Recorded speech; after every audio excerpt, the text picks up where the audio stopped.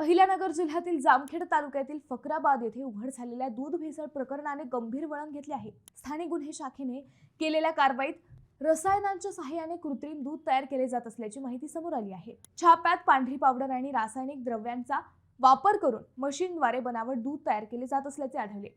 हे दूध विविध दूध संकलन केंद्रांना पुरवले जात असल्याचा प्राथमिक तपासात संशय व्यक्त करण्यात आला आहे। या प्रकरणात राहुरी तालुक्यातील 2 संशयितांना ताब्यात घेण्यात आले असून त्यांची चौकशी सुरू आहे। तपासादरम्यान राहुरी परिसरात कृत्रिम दूध तयार करण्यासाठी स्वतंत्र फॅक्टरी उभारण्यात आल्याची माहिती यापुढे आली आहे। संबंधित ठिकाणाचा शोध घेण्यासाठी पोलिसांची पथके कार्यरत आहेत। जिल्ह्यातील आणखी किती संकलन केंद्रांपर्यंत हे भेसळयुक्त दूध पोहोचले याचा तपास सुरू आहे। मोठे रॅकेट उघड होण्याची शक्यता वर्तवली जात आहे। दरम्यान दूध भेसळ हा सार्वजनिक आरोग्याशी निगडीत गंभीर विषय असल्याने अन्न व औषध प्रशासन आणि पोलीस विभाग यांच्यात समन्वयाची गरज व्यक्त केली जात आहे।